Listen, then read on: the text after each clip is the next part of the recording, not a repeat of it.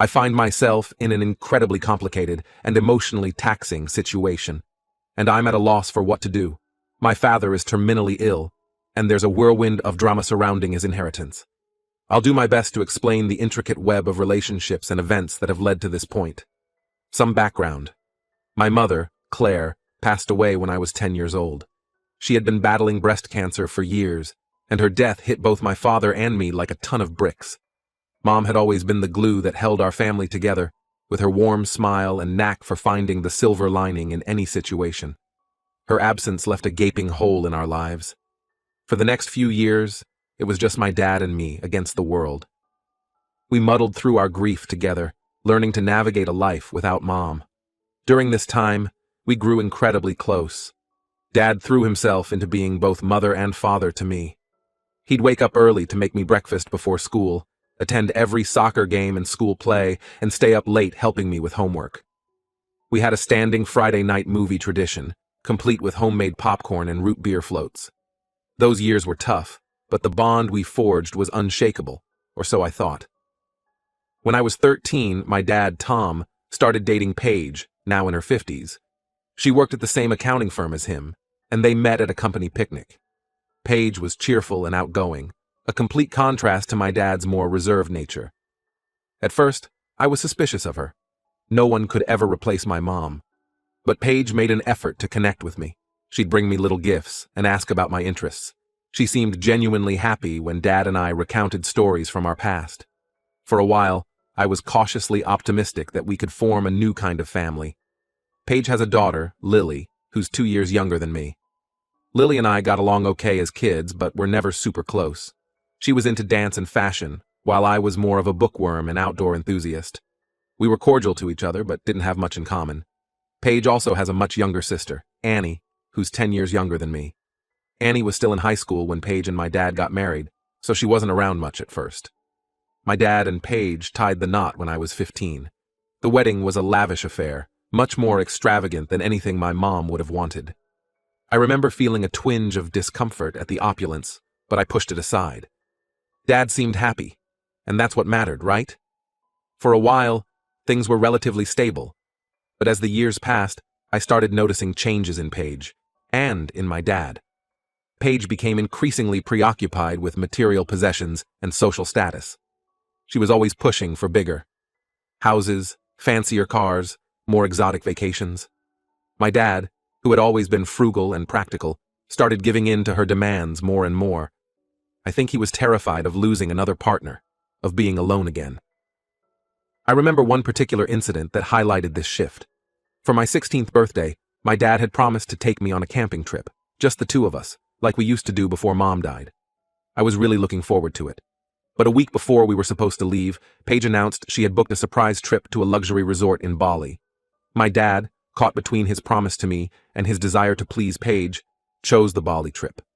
I was crushed, but I didn't say anything. I didn't want to be the reason for any tension in their marriage. When I moved out for college at 18, I was secretly relieved. The atmosphere at home had become stifling. Paige's materialistic values clashed with the down-to-earth upbringing my parents had given me.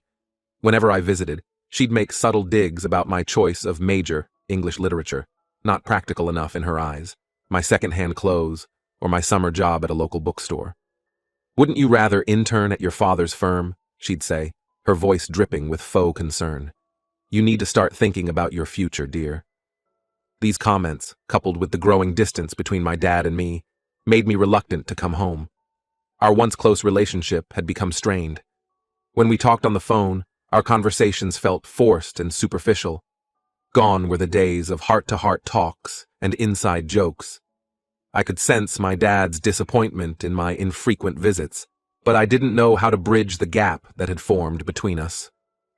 Fast forward to the present. I'm 28 now, working as a high school English teacher, a job I love, but that Paige clearly finds unimpressive. My dad is 62 and was recently diagnosed with late-stage pancreatic cancer. The doctors have only given him about 6 months to live. The news hit me like a freight train. Despite our estrangement, the thought of losing my dad is unbearable. I immediately flew home to be with him.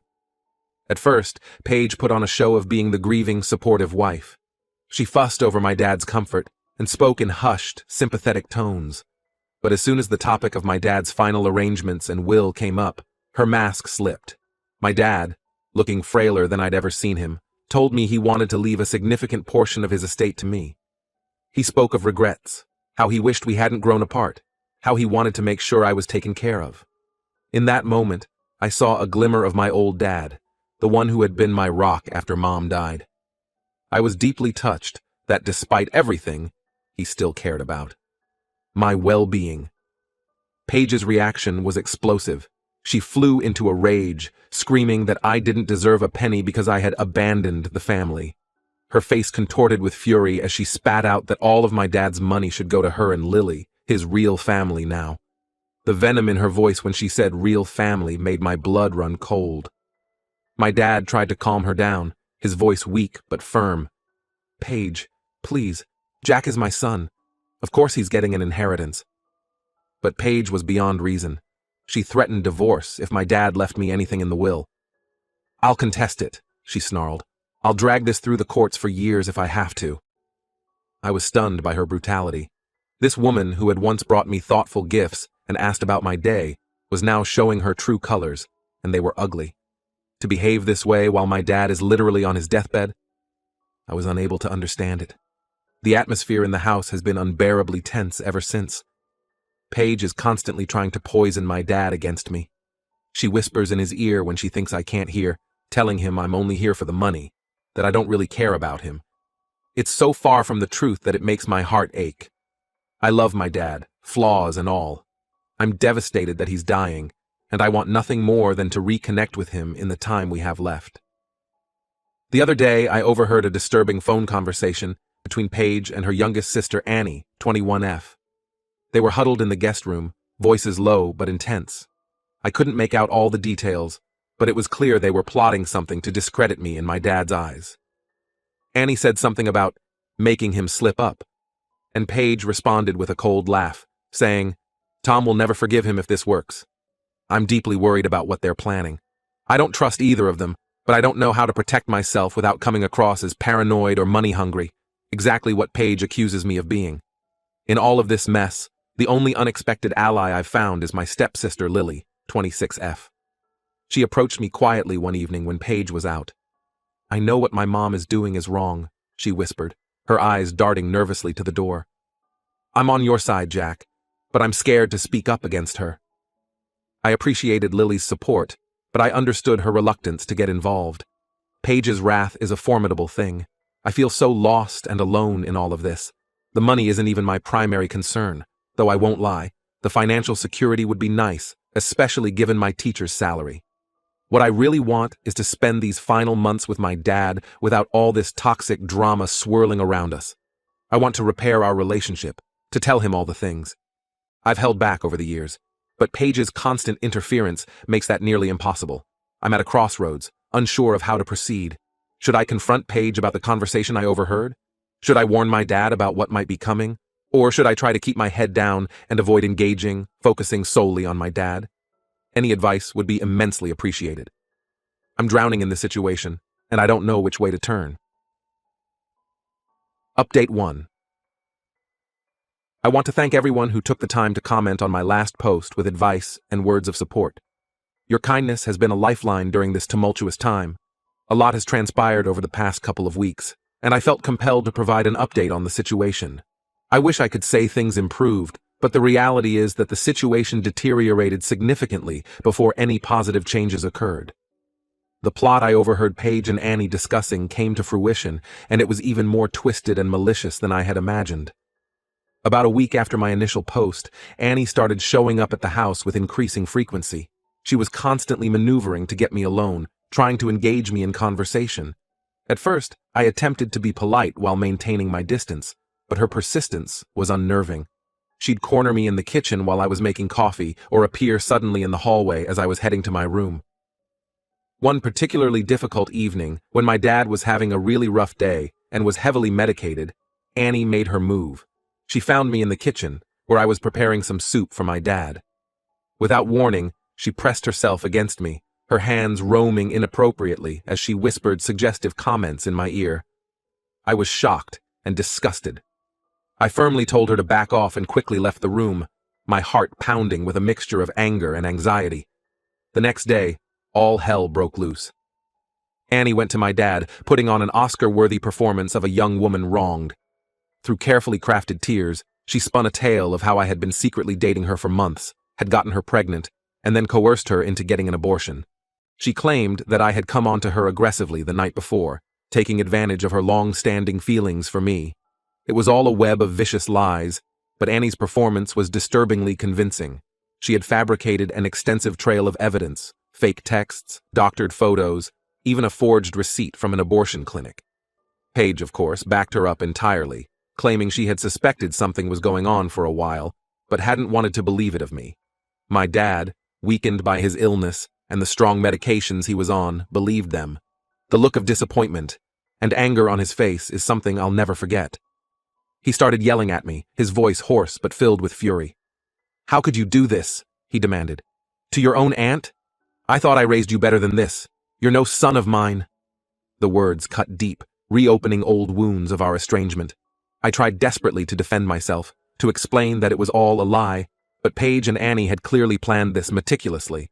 They had an answer for every protest, a counter for every point I tried to make. I was completely blindsided and floundering, unsure how to prove my innocence against such an elaborate scheme. My dad declared that he was cutting me out of the will entirely. "I won't leave my money to someone who would take advantage of family like this," he said, his voice trembling with emotion. "I'm ashamed of you, Jack." I was devastated. It wasn't even about the inheritance at that point, though I'd be lying if I said the thought of Paige and Annie succeeding in their scheme didn't infuriate me. What truly broke my heart was that my dad, the man who had been my hero growing up, could believe I was capable of something so horrific. After everything we'd been through together, how could he not see through their lies? I was ready to give up.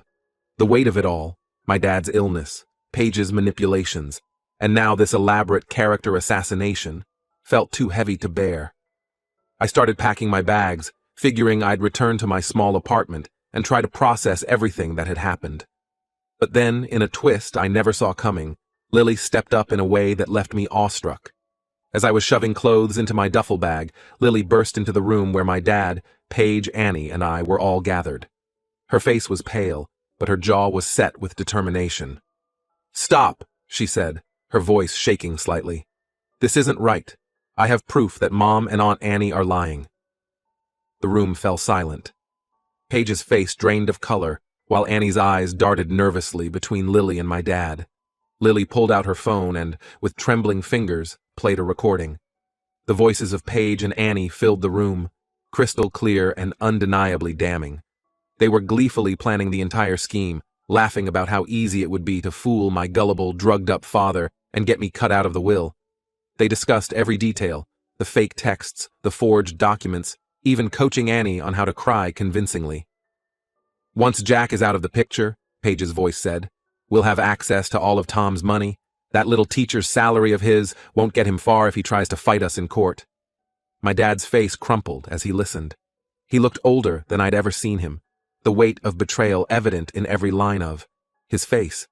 When the recording ended, he turned to Paige and Annie, his voice barely above a whisper. "Get out, both of you. Now." Paige tried to protest, claiming the recording must be fake, but her excuses fell flat. Annie burst into tears, real ones this time, babbling apologies and trying to blame everything on Paige. But my dad was beyond listening to either of them. With a strength I didn't know he still possessed, he stood up and pointed to the door. "I said get out. I never want to see either of you again." As Paige and Annie slunk out of the room, my dad turned to me. Tears were streaming down his face as he opened his arms. "Jack, son, I'm so sorry," he choked out. "I should have known better. Can you ever forgive me?" I crossed the room in 2 strides and embraced him, my own tears flowing freely. We stood there for a long moment, both of us shaking with emotion. When we finally pulled apart, my dad turned to Lily. "Thank you," he said softly. "You showed tremendous courage today." Lily, looking drained but relieved, gave a small smile. "I couldn't let them destroy your relationship," she said. "It wasn't right." In the days that followed, My dad and I had several long, heartfelt conversations. He admitted that he'd allowed Paige to come between us over the years, prioritizing his fear of being alone over his relationship with me. He expressed deep regret for the distance that had grown between us and for doubting me when Annie made her accusations. We talked about Mom, about our years together after her death, and about the gradual erosion of our bond. It was painful at times, but also cathartic. It felt like we were finally lancing a festering wound, allowing it to properly heal at last. My dad has rewritten his will, choosing to split everything equally between me and Lily.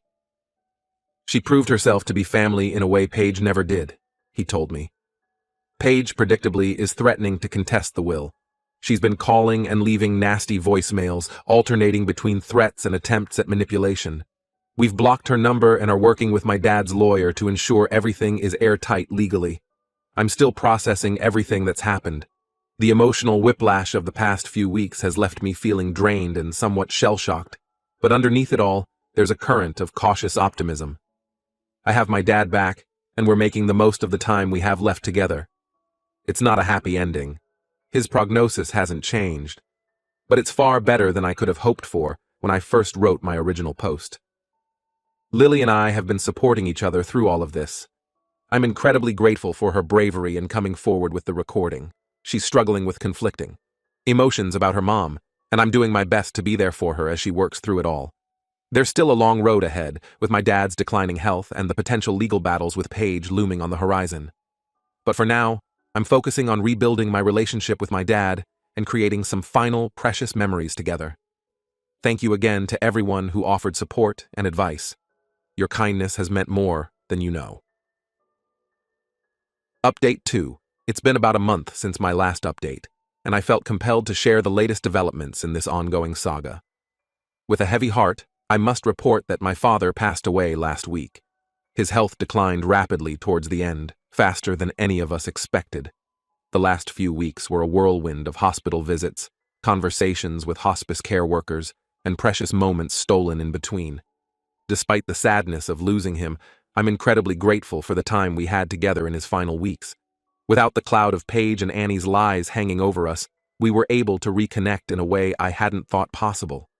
We spent hours talking, reminiscing about old times and sharing stories we'd never told each other before. One evening, as the sun was setting outside his hospital room window, my dad started telling me about my mom. He shared anecdotes from their early dating days that I'd never heard before, like how on their third date, Mom got food poisoning from bad sushi and Dad stayed up all night taking care of her. That's when I knew she was the one, he said with a wistful smile. Anyone who could make puking seem endearing had to be special. He also opened up about how hard her death had been on him. I was so lost without her, he admitted, his voice barely above a whisper. I think that's why I clung to Paige so tightly. I was terrified of being alone again. His honesty in those moments meant everything to me. Lily was there for much of it too. My dad made a point of telling her how much he appreciated her honesty and bravery in exposing Paige and Annie's plot. You're as much my daughter as if you were my own flesh and blood, he told her one afternoon. I saw Lily tear up at his words. Paige tried to force her way in to see my dad a couple of times, claiming she wanted to apologize and make amends, but my dad was firm in his refusal to see her. I don't want my last days tainted by her presence, he said resolutely. We respected his wishes and had security escort her out when she showed up unannounced. The funeral was held last weekend. It was a small, intimate affair, just me, Lily, and a handful of my dad's oldest friends. We shared stories and raised a toast to his memory with his favorite whiskey. It was exactly the kind of send-off he would have wanted. Unfortunately, even death couldn't put an end to Paige's dramatics. She showed up at the funeral uninvited, causing a scene and demanding to be let in. When we refused, she started wailing loudly about how cruel we were being to her in her time of grief. It was an ugly spectacle that marred what should have been a peaceful remembrance. Security had to physically remove her from the premises. The will reading was yesterday. As my dad had stated, he left his estate split equally between me and Lily. Paige was left the minimum required by law for a spouse, which isn't much in our state. Predictably, she flew into a rage when this was revealed. "This is all your fault," she screeched at me, her face contorted with fury. "You turned him against me. I'll contest this. I'll take everything. Her lawyer, looking uncomfortable, tried to calm her down. I overheard him quietly telling her that she doesn't have much of a case, given the circumstances and the clear statement of my dad's wishes. But Paige seems determined to drag this out as long as possible, no matter how futile it might be. I'm trying not to let the threat of a prolonged legal battle overshadow my grief or the positive memories of my dad's final weeks. My dad's lawyer assures me that the will is solid and that Paige's claims don't hold water. Still, the thought of potentially dealing with her drama for months or even years to come is exhausting. Lily and I have been leaning on each other a lot through all of this. Our shared experiences over the past few months have brought us closer than I ever thought possible. She's really struggling with her mom's behavior and feeling conflicted about everything that's happened. I'm doing my best to be there for her, reminding her that she did the right thing in exposing the truth, no matter how difficult it was. As for me, I'm still in that strange, surreal phase of grief where it doesn't quite feel real that my dad is gone. Some days, I find myself reaching for the phone to call him before I remember. Other days, the weight of his loss hits me all at once, and it's hard to even get out of bed. I'm focusing on honoring my dad's memory in the ways I can. I've started volunteering at a local cancer support group, something I know would make him proud.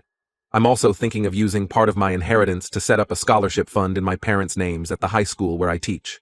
There will likely be more drama to come with Paige and the estate, but I'm trying not to let that overshadow the precious memories of my final weeks with my dad. We were able to heal old wounds and reconnect in a way I'll always be grateful for. Whatever happens with the legal side of things, nothing can take that away from me.